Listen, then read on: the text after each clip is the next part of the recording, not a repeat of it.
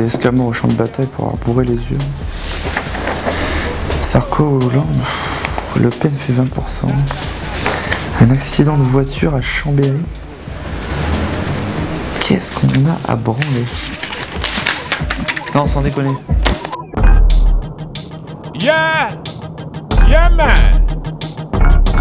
Al saco a côté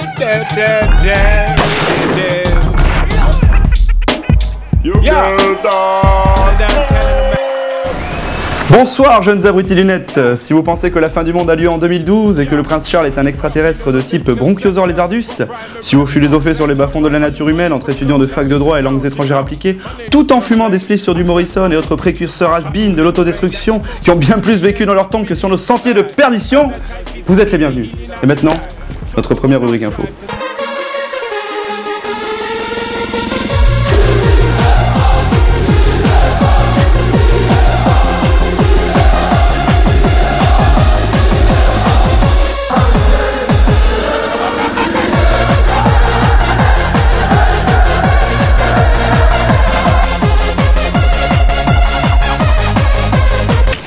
Comme l'intitulé l'indique, chaque semaine ou chaque mois selon le budget, nous allons suivre une personne dont le métier est si dénigré que vous ne saviez même pas qu'il existe. Pourtant, le métier en question, qui exerce 37% des Français de plus de 55 ans, est une des vertèbres les plus importantes et des plus solides de l'échine économique française. Pour cela, nous allons suivre sur son lieu de travail Casimir, 45 ans. Salut, je m'appelle Titi, j'ai 45 ans, moi je suis un pilier de comptoir. Tu vois. Pilier de comptoir, d'accord. Ouais. Alors qu'est-ce que c'est pilier de comptoir? Bah pilier de comptoir, c'est voilà, c'est boire un coup. À ta santé d'ailleurs, hein, Titi? À la tienne. Alors pilier de comptoir, je pense pas que c'est aussi facile, je dirais, que ce qu'on croit, quoi. Il suffit pas de s'asseoir et de consommer à mon avis. C'est aussi une attitude, hein, toujours être jovial, toujours représenter la bonne humeur, quoi. Exactement. Voilà, c'est pas que... Ça, mais c'est... Ouais, ça suffit. Le comptoir, c'est pas le mec qui s'assoit au boulevard, qui est tout seul dans son coin, c'est dialoguer avec les gens et puis... D'accord. Ça fait combien de temps que tu exerces ce métier?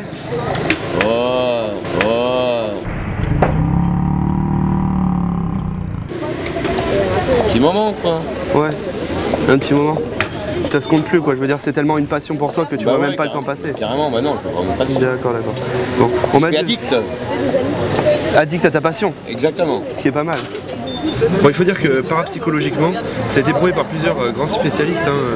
Vous avez un effet, je dirais, rassurant chez le client de passage, comme chez le client habitué. Habitué. Ouais, voilà. Ouais. Comme une image presque paternelle, le gars toujours présent, quoi. Quelqu'un qui rassure. Vous êtes d'accord avec moi? Toujours des clients qui sont fidèles au bar. Ouais, sinon on appellerait plus ça des piliers de comptoir.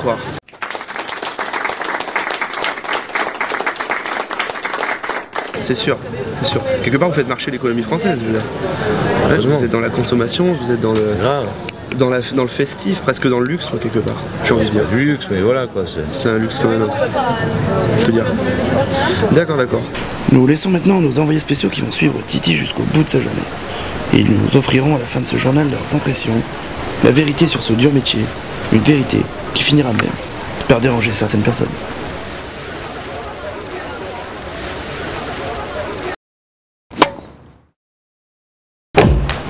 Je sais ce que vous vous dites. Comment vais-je m'habiller ce soir? Vais-je encore tromper mon copain dans un club complètement ivre? Suis-je une salope? Voici la solution.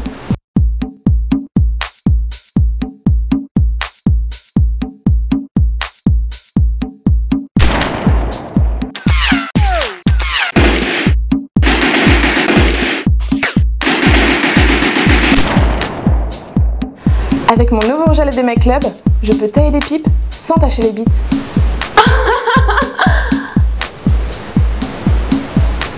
Efficace sur toute surface, de toute forme.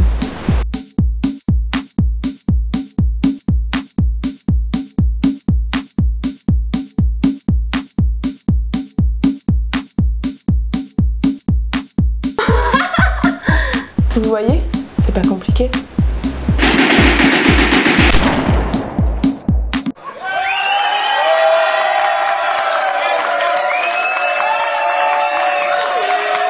Et maintenant, ladies and gentlemen, sans plus attendre, pour notre rubrique sportive, notre commentateur préféré, Axel! Bonjour, comment ça va mon cher Jim? Tranquille. Mais écoute, j'ai ramené mon petit verre de vin, mes petites fiches techniques. On est dans le ton. On peut y aller. C'est parti.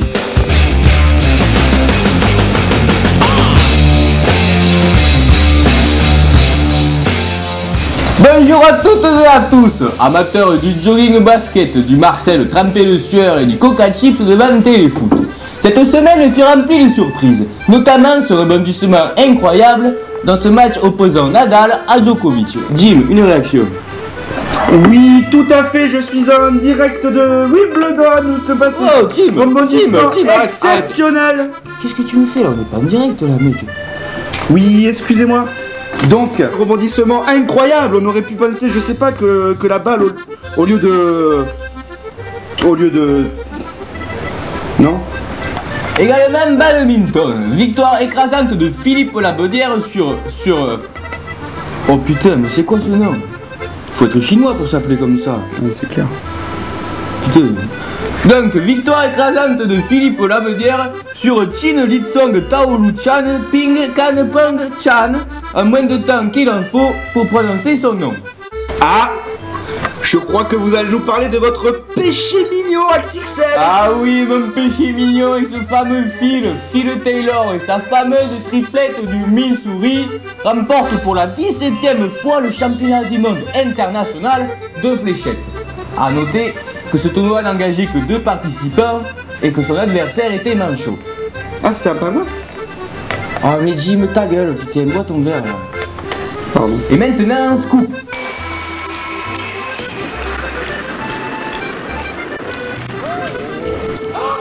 He's passed. Has he made it?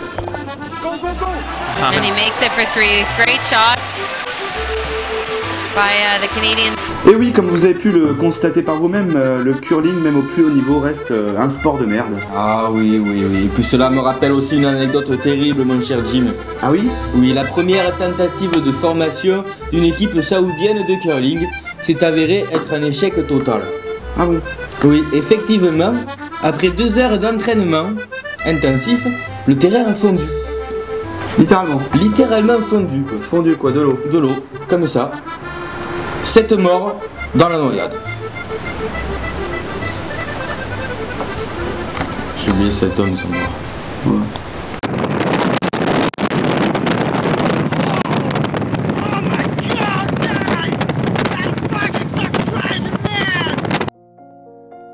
C'est à moi là? Bon, alors, pour cette semaine, il y aura de la pluie sur tout l'ensemble du pays, notamment à Rouen. C'est là-bas, devant l'église Saint-Jeanne d'Arc, que mon premier copain m'a quitté. Il m'a dit que je serais certainement plus heureux sans lui. Devant cette foutue église. Alors bon, ben j'ai essayé de m'iboler avec un briquet. Et je suis trop conne parce que je me suis rendu compte que j'étais pas vraiment inflammable.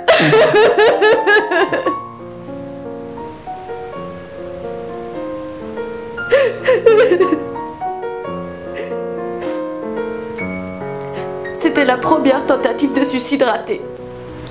Merci et à la semaine prochaine. Enfin, j'espère. Non, c'était vraiment quelque chose de... C'était une expérience à avoir, on ne comprend pas ce genre de métier, on se dit que c'est pas... C'est peut-être un peu plus difficile. Enfin, je suis fatigué quoi, tout simplement. Il faut avoir une endurance que je n'ai pas, je pourrais pas faire ça tous les jours. Je veux dire, c'est...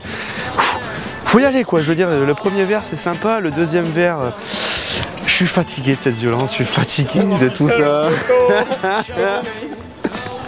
J'en peux plus, je vais jamais faire ça. Même le caméraman a suivi, il en peut plus, personne.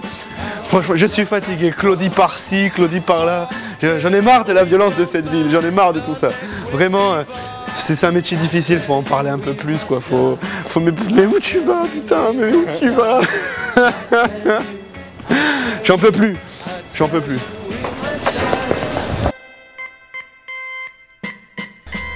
Ah, gueule de bois quand tu nous tiens. Merci d'avoir regardé cette vidéo qui n'a aucun sens. Vous pouvez vous abonner parce que ça coûte rien et ça fait super plaisir. Ainsi que nous suivre ici ou là. Là, ici et là.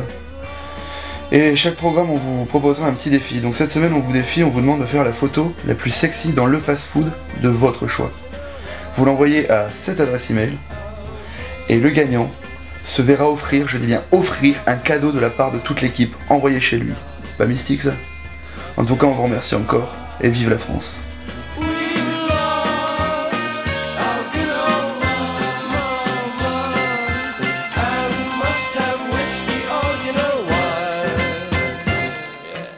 Et maintenant, notre jus de mois de la semaine.